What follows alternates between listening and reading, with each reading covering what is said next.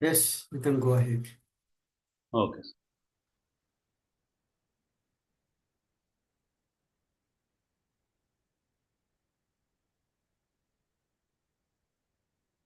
So good evening, dear learners.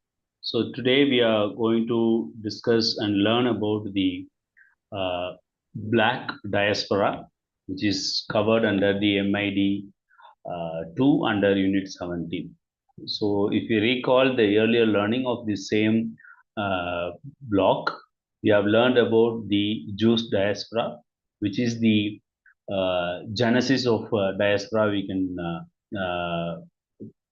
speak about. And they were the one who were scattered initially. It's a forced diaspora community, and from there we derived the term diaspora and how they were scattered around the world and how they were able to form and how they were able to form their homeland called Israel.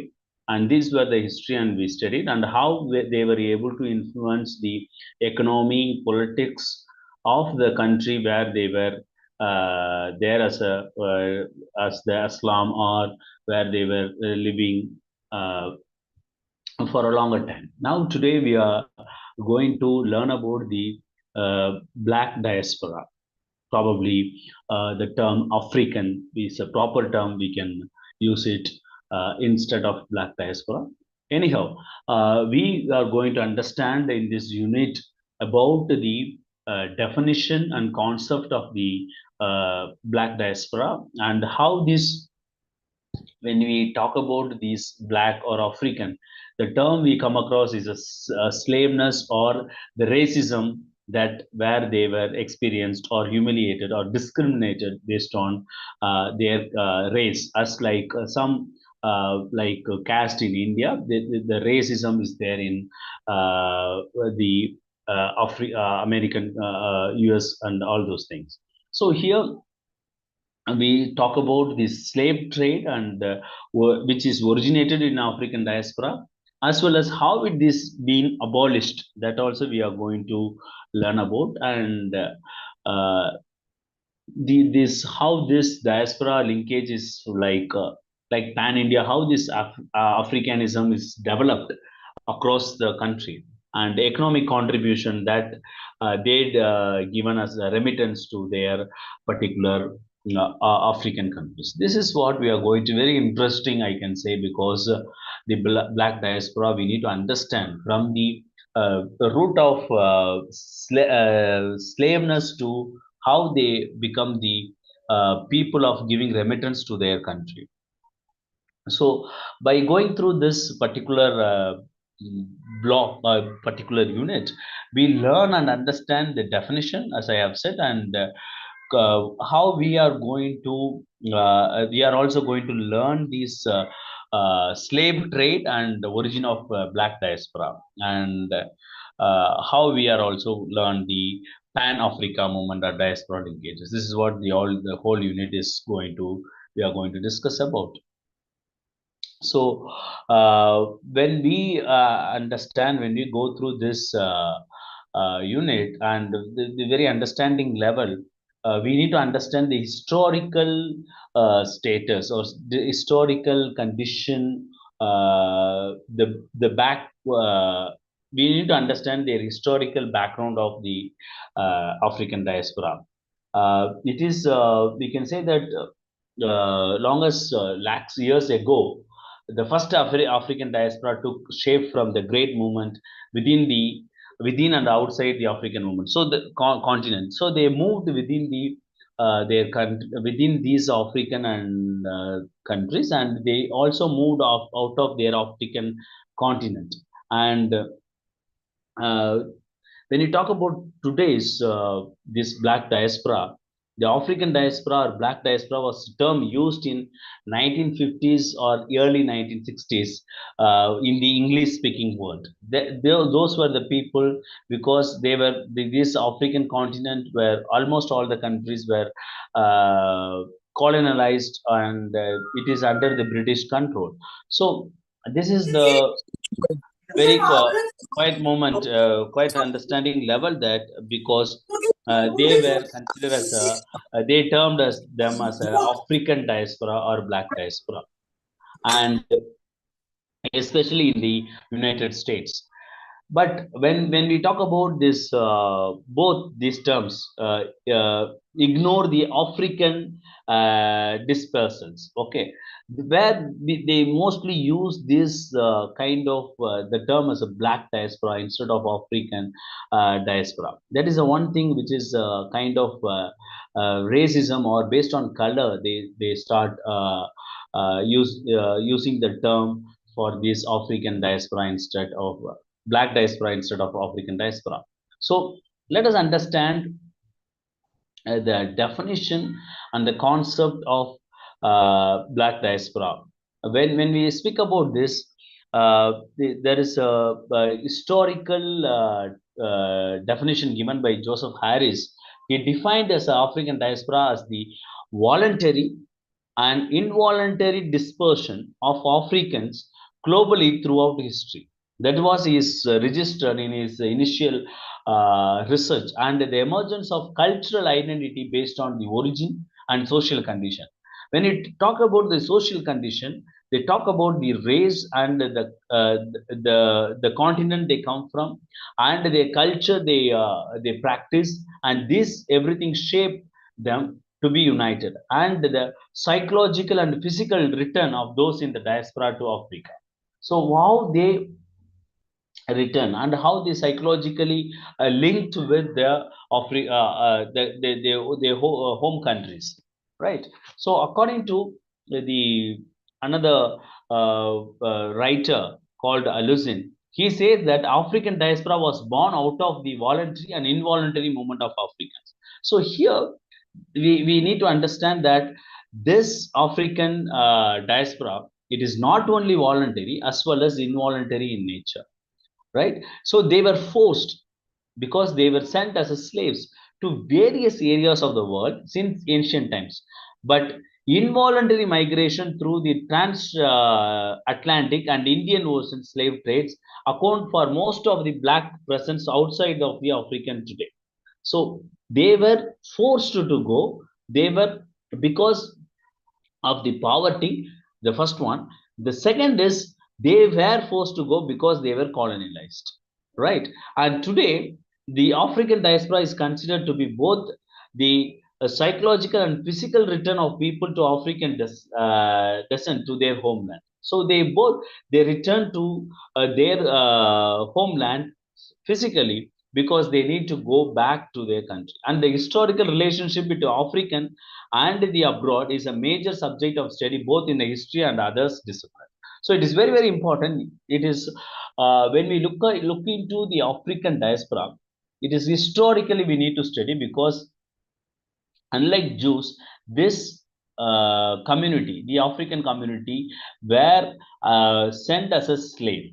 That is very, very important. And involuntary movement is migration is high, and the the diaspora dialogues, or the engagement between Africa and the diasporas, defines a new African diaspora as a process, a condition, and space and discourse. So the continuous process by which diaspora is made and changing condition in which it lives. So here, dear learners, please understand that the diaspora, the African diaspora, we need to put a little more historical background in understanding that, and is understanding through the colonial period, and understanding after that, and how they were in their homeland, host land, how they were treated, and even today you see some racism that is taking place in US and the UK, where these Africans are considered as black, and they were not given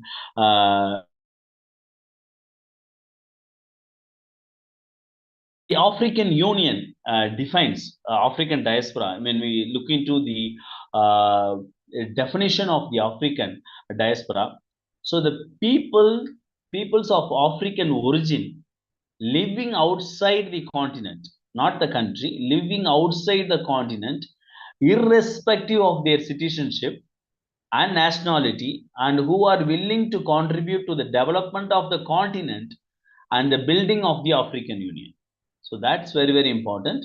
They speak the African Union, the AU defines African diaspora not because of that's only from there, from South Africa or Zimbabwe or Zambia, not like that. They speak the African diaspora is being defined by African Union in such a way that peoples of African origin living outside the continent, exactly the continent of the various countries in the African continent. Right. So based on this definition and the estimated numbers of people of African descent in Europe, if you see in Europe itself, there will be 3.5, almost 3,50,000 people living in Europe alone. And you see, if it's North America, it is almost 40 lakhs. And you see these the Latin America and those places, there are high number of lakhs of people living in those countries. So the excuse me, the African Union categorized the African diaspora as constituting the sixth region of Africa. Okay, so the African diaspora itself is a sixth region. All right, so it's a sixth country. So when we eliminate all the people, those who are scattered various countries, especially in North America and other Latin America and Europe, if you put them all together, that becomes a sixth region or sixth country of Africa. So that's what the African Union constituting that.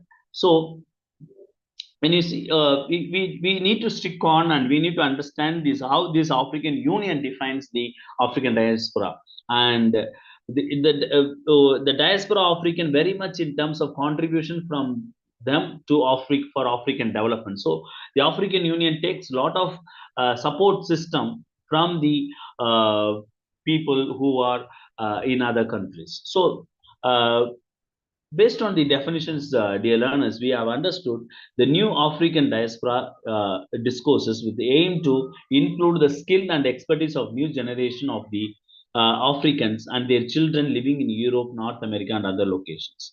And the new African diaspora refers to the Africans who have moved voluntarily to the United States in large numbers since later of the 20th century. So there is a voluntary movement happened after 20th century. So people belonging to new African diaspora in the United States are diverse group with different geographical location, from different economical background, and they are from skilled workers, and they have a strong ethnic and religious background. When you look into nowadays, they are the new African diaspora have a strong tie because of this geographical, economic, and religious background they belong to.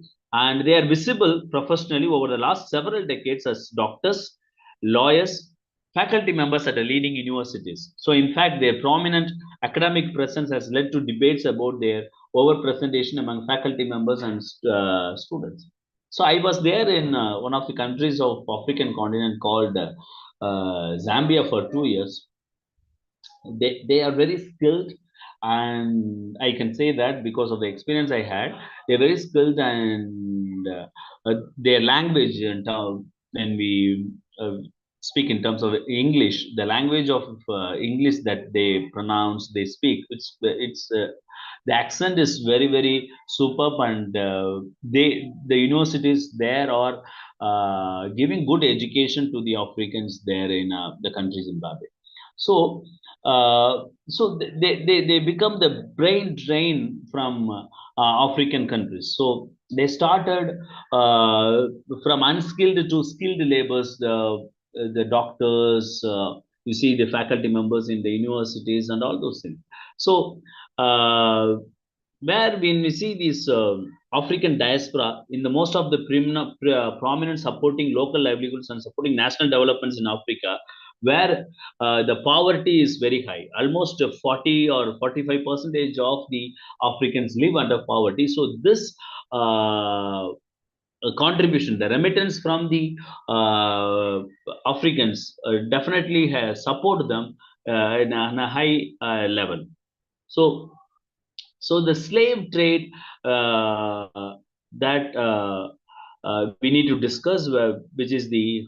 I'll also switch off my video since it is breaking.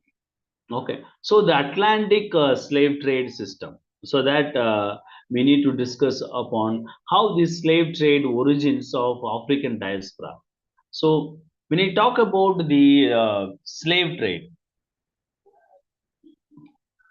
this slave trade or transatlantic slave trade refers to the transportation of slaved African people by slave traders mainly to Europe and America, uh, and some Middle East countries. That is the thing we need to understand when we talk about the slave trade system.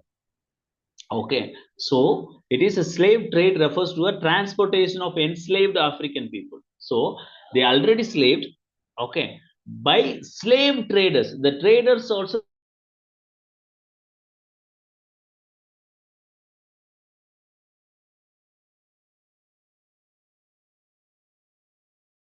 slave, right?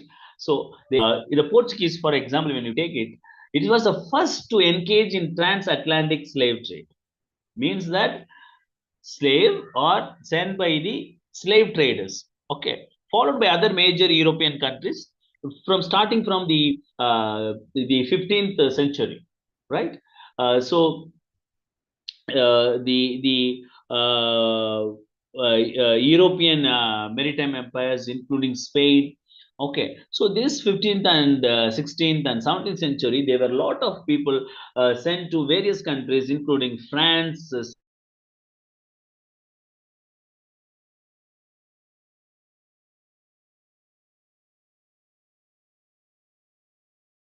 Sweden, Denmark. So people were Atlantic slave trade set up outposts on the African coast to facilitate purchase of slaves from local African leaders. So they were sending, and there is a kind of when we see talk about the Malaysia, Singapore, and all those things. So in the early period, we learned this kind of trading. So the slaves were kept in a factory while awaiting the shipment, and it estimated that 12 million Africans from West and Central African countries were shipped across various parts of Europe and Americas as part of Atlantic and transatlantic slave trade. So that's very important aspect when you talk about the Atlantic slave trade. So the important terms called the Negroes. When this also in the experience, they won't like us to call them Negroes. They will be very sensitive if you call the Africans Negroes. They don't like this term, and but the Africans were then traded on the plantation for another round of profit and the exchange of cargo of colonial produce. So they were exchange these and go to different places for work. And then after that, they will take back to the home country. And the British industry make use of this trade system, and to the extent that profits were the source of capital in Britain. So they were taking all the profits to their home country and went on to finance to industrial revolution. So this is where the starting point for the industrial revolution, which took place in 1970s. Sorry, in early 90s. So on the other hand, the Atlantic Passage or Middle Passage were known for the brutality or for the overcrowded or unsanitary condition on slave ships. So this Atlantic Passage, this kind of trade, this kind of slavery system, were highly unsanitary, means that it's overcrowded, and they were not given proper medical treatment, and most of were there brutally beaten, and they were not given the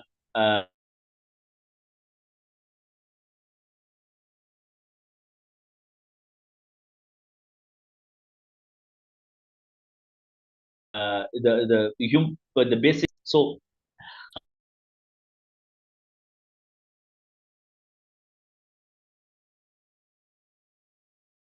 Africans were packed about 5,000 miles. The remaining sailing and did not permit them to sit upright. So imagine they were taken to 8,000 kilometers. They were typically tied and they were taken. The heat was intolerable and the oxygen levels became so low that the handles would not burn even. So these were the condition. On the other hand, when you look into this kind of the trade system, high and brutal murders have happened. So the Middle Passage was more than just shared physical experience for those who survived it, and it is a kind of suffering of African peoples born of their enslavement. So the several loss and the loss of homeland, they were not able to escape from there, and they were not given the basic human rights. This was a condition when we talk about the Atlantic slave trade.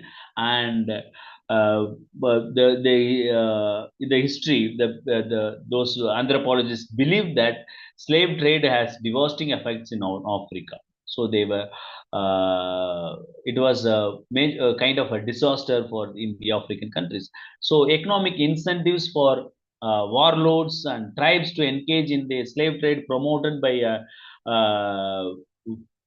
and there are a lot of violence in it. And the large percentage of people taken captive were women in their childbearing years and young men who normally would have been starting families. So they were the one who were taken. And the European slavers usually left behind persons who were elderly, disabled, and otherwise dependent. So groups who were least able to contribute to the economic health were not taken, and the young people, including women, were taken for this type of kind of passage. When you talk about the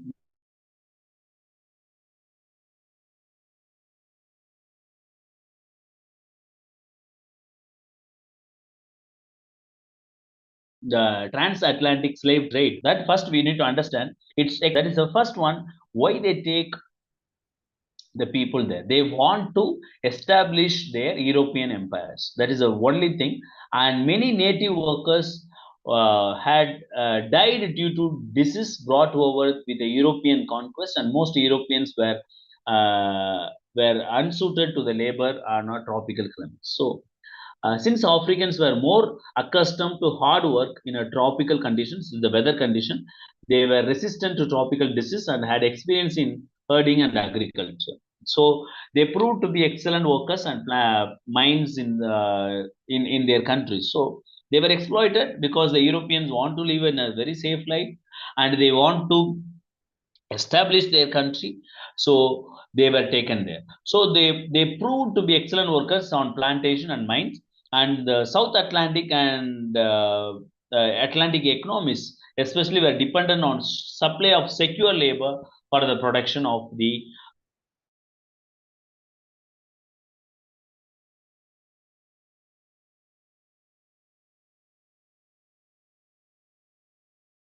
commodity crops, making goods and clothing. When you see the triangle slave trade, so undoubtedly, transatlantic slave trade was defining migration that shaped the African diaspora.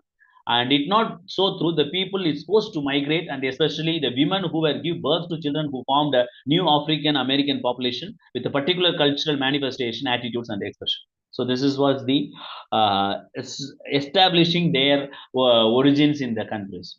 So next, we after the Atlantic slave trade, we need to also understand the Indian Ocean slave trade, which is the uh, very important aspect when we look into the Indian Ocean slave trade, where these Africans were taken. And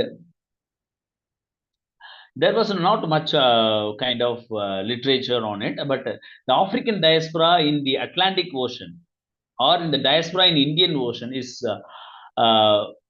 virtually unrecognized.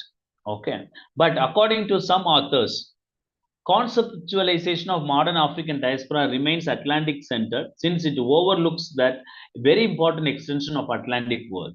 And here, the activities of the British, Dutch, Portuguese, French traders who operated the Indian Ocean demonstrate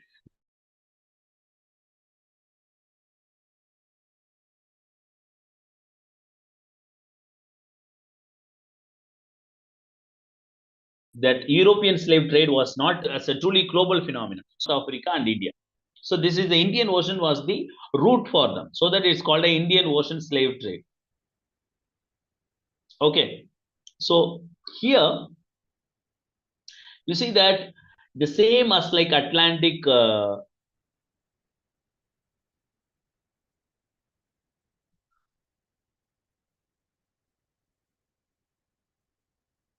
right. So the activities of uh, uh, the between 1500 and to 1850, the same years where the Atlantic slave trade also taken place. The same century, this Indian Ocean trade also taken place. Those slaves were also taken to the various islands in the Indian Ocean. That means it's a pathway to work in the huge plantation run by French colonial government during the end of the 18th century. For example, the development of sugar plantation economies from the mid 18th century and connected the Southwest Indian Ocean and to the Caribbean through the medium of French capital and the slave trade. So, we look into the other area, it is important to note here that the subsequent victory of England over the Netherlands was a turning point in the history of 18th century. It's brought the British face to face with France. So these times where the war was taking place, these Africans were used as a soldiers. So the Anglo-French rivalry, colonial and commercial, become the dominant them in years to come. So it was a conflict of the mercantilism and the trade which was fought in India, so West Indies and Africa and Canada. So when you see that the strategic commodities like Negroes or were considered to be the most valuable items. Okay, so what we need to understand here, they are saying that Negroes, tobacco, sugar, fish are the main important commodities. So they see the Negroes as a commodities, not like a human being. That's very, very important because these countries, like especially British, consider them as commodities. So how much slaves I have, it is a kind of richness of that country, and through that they establish all those things. So when you look into the Atlantic world is our general point of the reference, there are few crucial aspects that differentiate African diaspora in the Indian Ocean world from that of Atlantic. What is the first one? The Africans and their descendants, the Indian Ocean world, contributing their cultures, talents, and skill and labor, and helping to shape the societies they entered and made their own. So they had a greater social mobility and were regarded as the exceptional warriors. So called here, those who are moved through the Middle East were able to establish their origin there. So women and children from Sudan in the north to Mozambique in the South Africanist, the Indian Ocean in the world, helped shape those societies they centered and made their own. So this is what when we talk about the slavery system, we need to understand this both concept of kind what is Atlantic slave trade and the Indian Ocean slave trade. So this is not a slight different in terms of how they were treated and how they were given the freedom in their country. So we need to talk about the abolition of the slave trade. When you talk about the abolition aspect, the abolition of slavery occurred at different times in different countries. That is very, very important. And there are a number of factors that led to the abolition of slave trade. These include religious revival and rise of humanitarianism in Europe, with Catholic popes condemning slave trade as being opposed to laws of God and humanity. So, first is the religious values that which taking place, so that especially in Catholic the Christianity, this Jesus Christ in Bible many places is against the slavery system. Probably this Catholic institution has strongly stating that there should be an abolition of the slavery, and these European countries were under the control of Pope.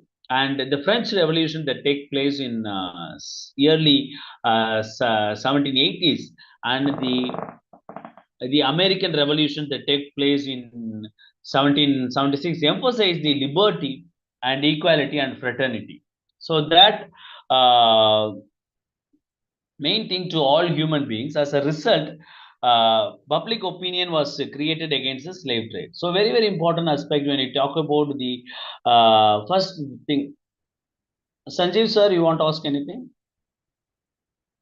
Sir, good evening, sir. Good evening, sir. Sir, regarding this abolition of the slave trade during 19th century, it happened with regard to the early, the Indian labor also, that Girmitias and the like. I mean, both at the same time, the Black Diaspora and the Indian Diaspora, the early Girmitias. Isn't it, sir? Yes, definitely. Because when the religious aspect take place in a greater level, and the change of this slavery system, the abolition of the slavery system is slowly taken place. When the British has kind of a withdrawal from the dominant of those countries, right? Sir. So the slavery system is slowly get reduced. So there was a slavery from India as well as African continent. No, it is not inside the African continent where they were sent as a slave. Yes.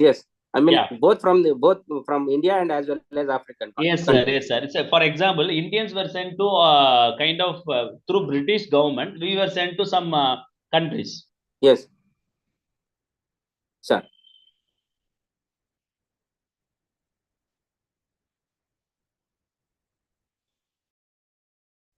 As for example, Malaysia, 1850s or 1860s in previous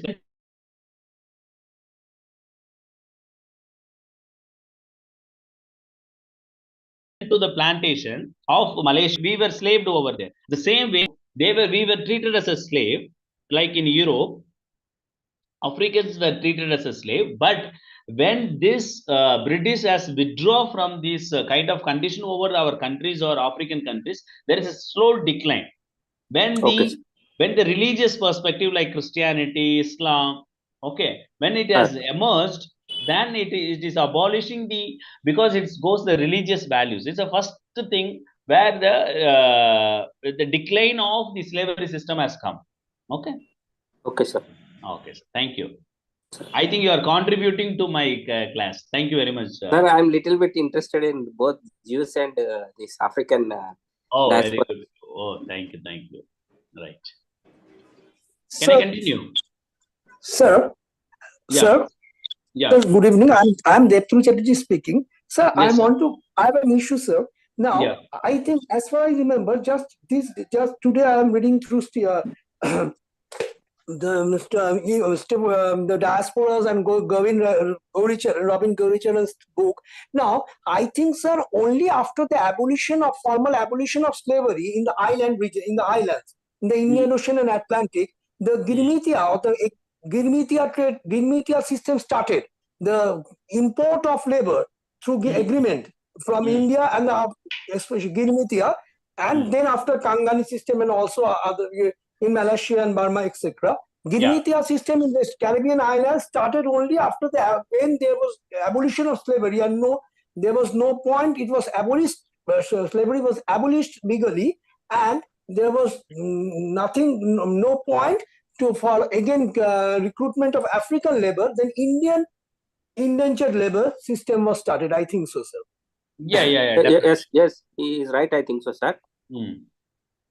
Yeah, definitely. Thanks, sir. Thanks. Am I going anywhere wrong for class? No, sir. We are just raising. We are just discussing. That's good. This discussion is good. But now, what I am telling here, the abolition of slavery sometimes through proper law.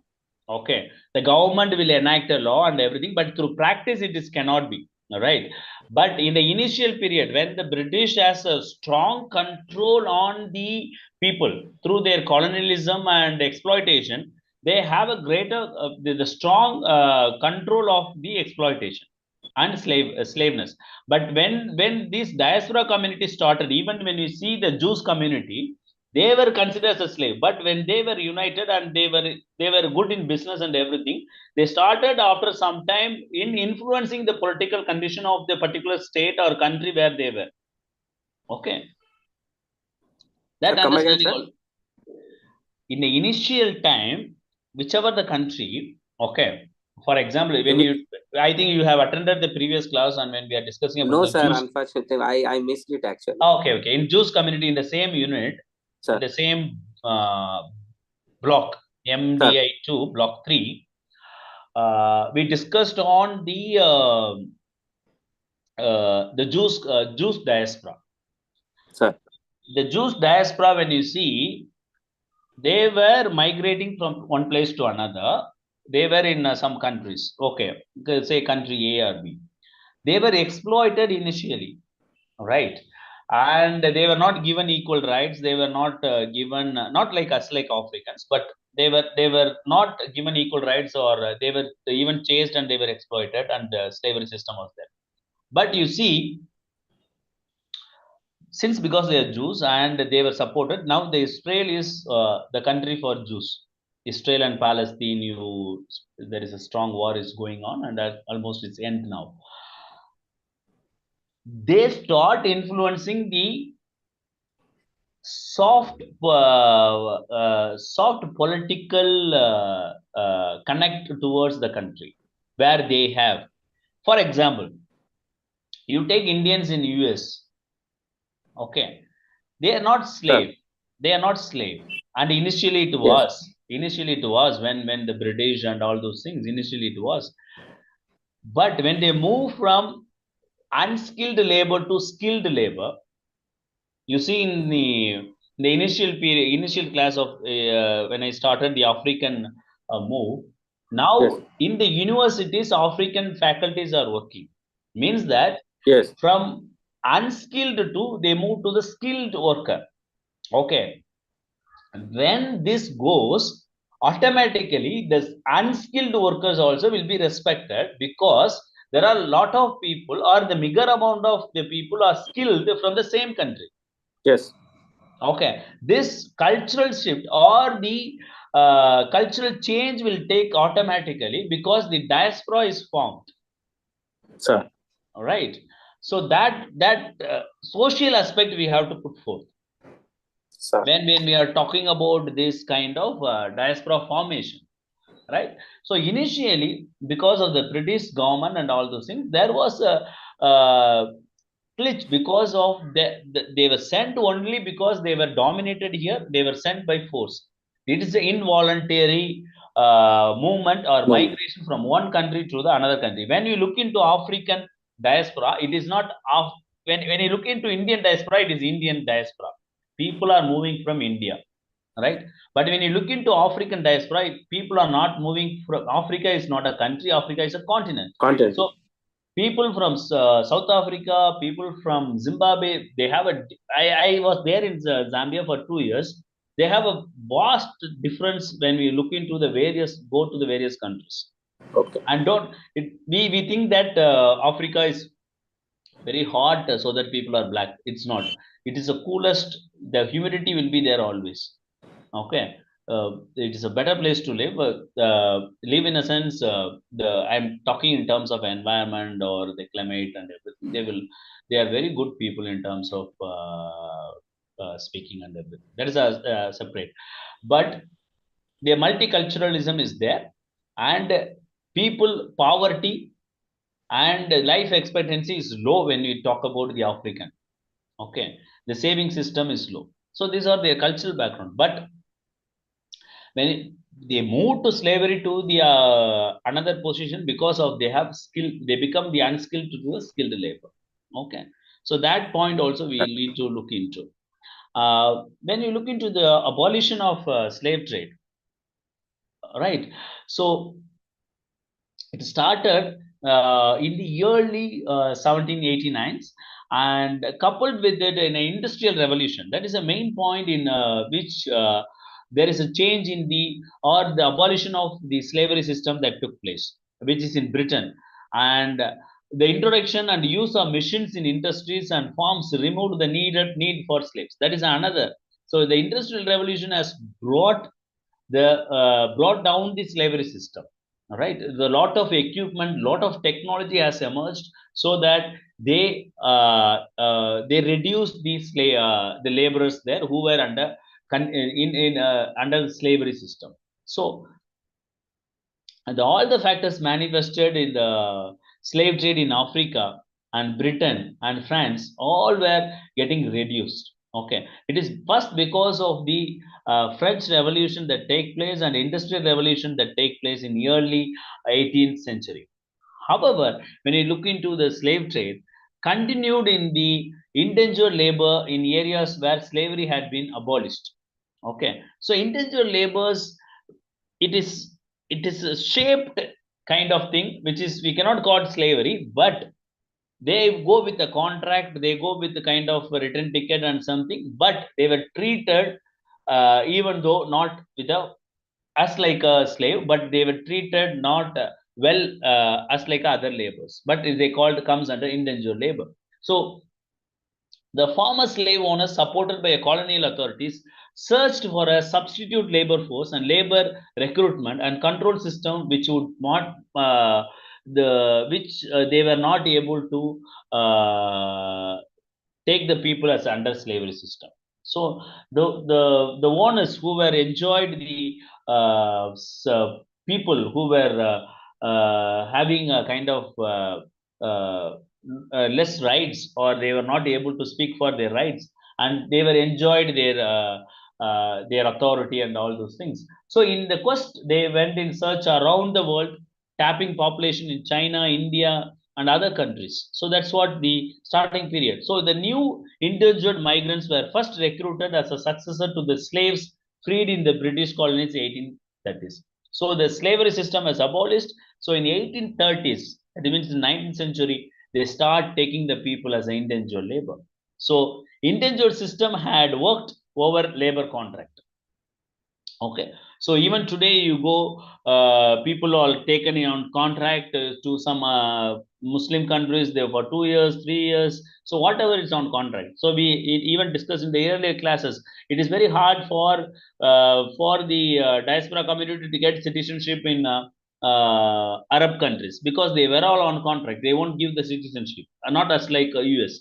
So however, the contract was over, they will return, or they will to their home country. Many others stayed back and were they form a diaspora community there, right? So this was the initial learning on diaspora, how it has been the abolition of diaspora that took place, right? uh, when you talk about the abolition of diaspora, and we also need to diaspora linkages with pan-Africanism. So what is pan-Africanism? Is we call about pan-India as like pan-Africanism is a worldwide intellectual movement that aims to encourage and strengthen bonds of solidarity between all people of African descent. So it helps us to understand two important questions. First, how the different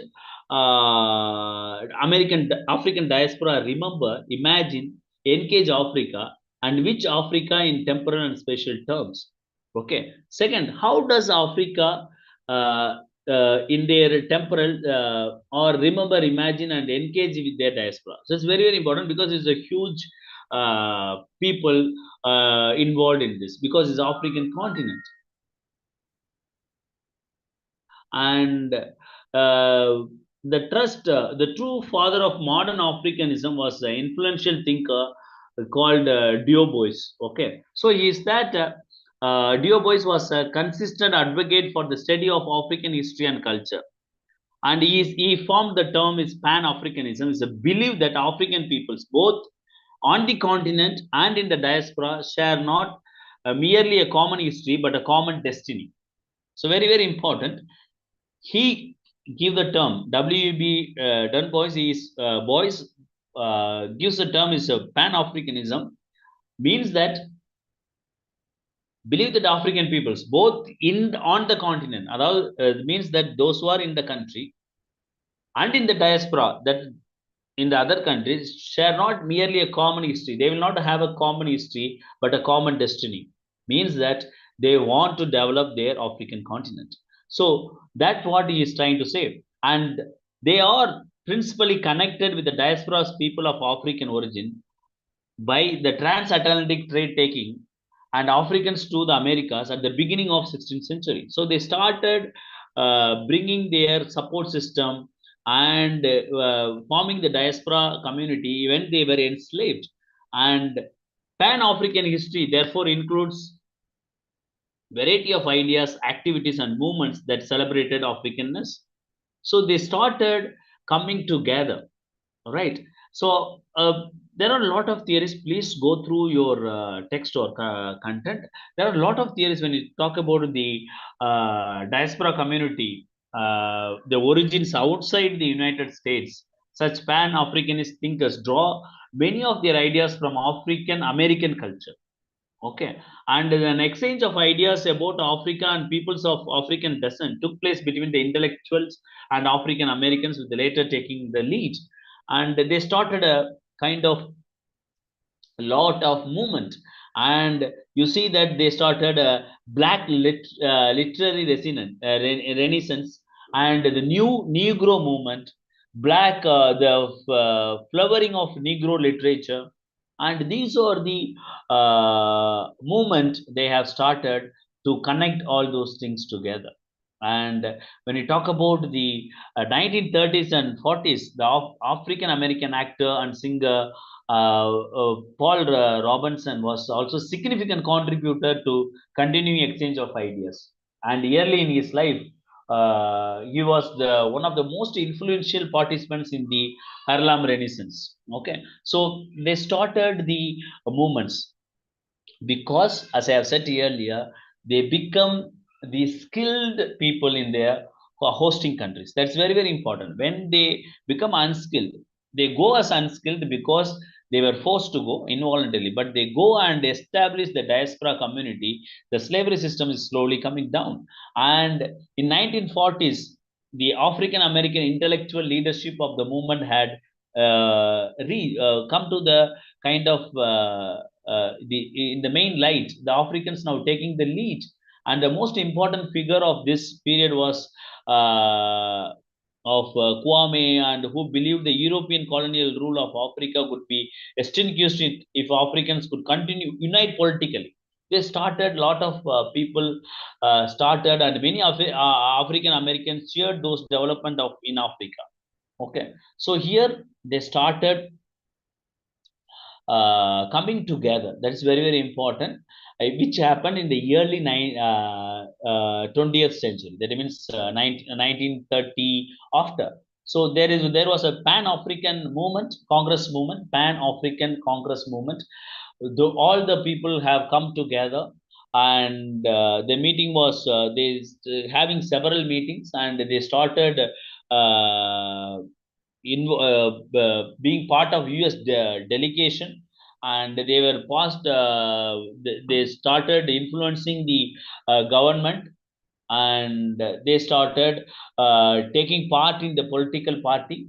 So these all raised in the 1940s to 50s. So they were the formation of Organization for African Unity, which has 1963 it was started. And there was a Pan-African Congress which was held in Tanzania in 1974. So these were the very important things. They were started getting united. That is first one. Formally, they are getting united because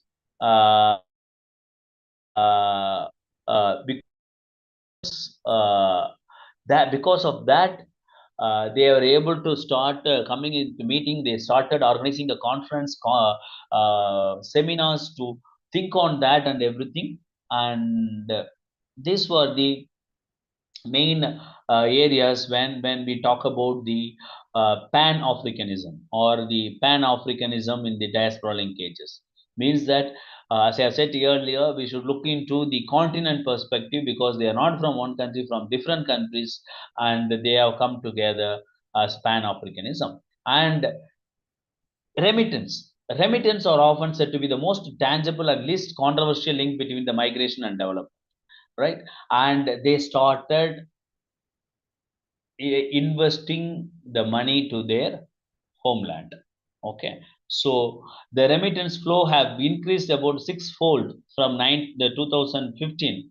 Almost 40 billion dollars were invested in African continent by their diaspora community. So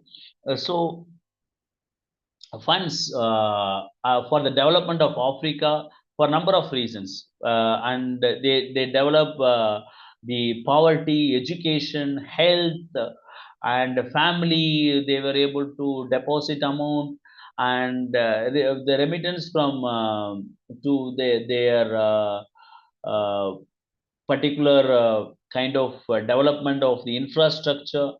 Okay, so the diaspora remittance funds is more efficient in than ODA funds, which is since the directly to paying school fees, building houses, so growing business, so entrepreneurial activities started blooming through this remittance. So the East American African economics received more than 3.5 billion dollars in diaspora remittance in 2015, with largest amounts being sent to Kenya and Uganda. So Uganda posted the highest growth of 21% receiving from over 1.1 billion, followed by the Kenya with 8.6% increase, pushing its remittance to 1.54 billion.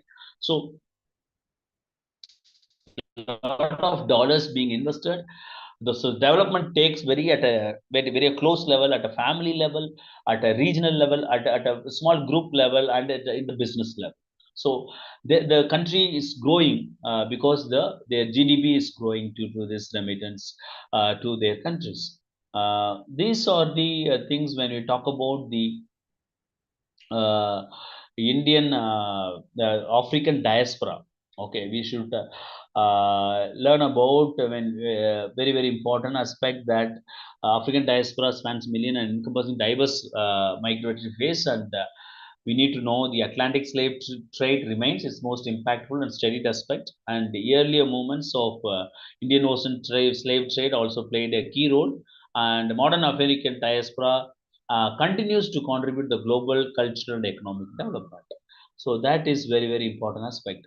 So when it go about the Asian diaspora, okay, so it is very predominant when you talk about the Asian diaspora system. So we need to understand the South Asian diaspora, Chinese diaspora, potential contribution of diaspora, and engaging diaspora. When you talk about this, the Asian diaspora is a Jews diaspora, which refers to the dispersion of Israelis from or the Jews out of their ancient homeland. Okay, and subsequent settlement in other parts of the globe. So diaspora, we have learned about what is diaspora and everything.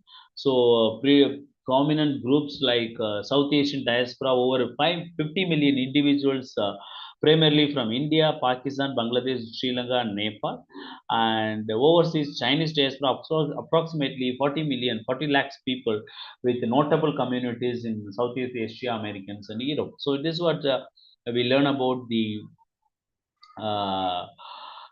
Asian diaspora. When we talk about these reasons, we learn about the influence by push and pull factors. When you talk about push and pull factors, sorry for it. When you talk about push and pull factors, which is pushing you from your country, okay, and from Asian countries, and what is the pull factor? So pushing factor for me to migrate from one place to another place is a political instability, poverty, and lack of opportunities. Pull factors is economic opportunities from hosting countries, education, better living condition, better infrastructure, and all those things. So when you talk about the South Asian diaspora, there is a historical migration spanning of over 2,500 years. So this is the See, very, very 2500 years old diaspora formation. So, when you talk about this, the history, maritime from the 6th to the 11th century left a legacy of Buddhist and Hindu cultural influence, which can still be contemporary Malaysia, Indonesia, Thailand, and Cambodia. You see, if you go to Malaysia, you find this Chinese Buddhist followers, Chinese, Tamil people from India, and you find people origin from Malaysia and a lot of people even in Indonesia. So the long distance trading networks and financial practice of Indian trade diaspora have attracted many people there. And you find that large South Asian diasporic communities was based in Southeast Asia, and the phenomenal growth of South Asian diaspora and their contribution in the host countries encourage scholarly work on diaspora. So the very important is very old and modern migration. Western countries like the US, Canada, and Australia is also taking place. So the phases of migration, old diaspora, it is a during a colonial era. We have discussed in the previous class also. So Mauritius, Fiji, and South Africa, they have gone as an indentured labor. Some kind of contract. When you talk about new diaspora, which is the started in 1960s, it's driven by globalization, professional opportunity, and skilled labor demands in Western countries. And you have the contribution of South Asian diaspora. So you have economic remittance to home countries like India, and boosting foreign exchange and community development and cultural representation in medicine, technology, business, and everything. So this was the contribution of South Asian diaspora to the diaspora community. And you have a government engagement. Countries like India have developed a diaspora diplomacy and incentive policies to strengthen ties with their diaspora communities. Government has framed some kind of commission and kind of formation, and in each year they celebrate the diaspora community formation, and because there are a lot of remittance and policy change and everything. You see, whenever the prime minister goes to any countries, US or anywhere, meeting the diaspora population over there. So contribution to shaping global perception of their homelands. And it is very important that the Asian diaspora, especially South Asian groups, is marked by its historic migrants and modern globalization driven movements. And you have the European diaspora. So when you talk about the core learning objectives of European diaspora, it is the historical evolution of European diaspora. We need to understand the socio-political economic factors influence migration waves, and we explore the contribution and current trends in the European diaspora. So that is also very, very important when you talk about the European perspective of the diaspora community, which we will discuss in the next class. Okay. So till we close it, any doubt you can ask. I hope everyone received my PPT. I have shared. Sir, I have a question, sir. Hello? Yeah. Yes. Sir, I think Yes. what our modules have missed is, from a post-Marxist point of view, the contribution of hard slave labor to primitive accumulation of the empire, which is the most important, I think, one of the primary reason for industrial revolution, primitive accumulation. The hard slave labor in the plantation economy, in the copper mines, in the gold mines of Brazil and other Latin American countries. Now, I think they were the main two, the hard slave labor, not surplus labor, but hard slave labor. They have contributed to the primitive accumulation of capital. I think so, sir. And also the Gilmitia system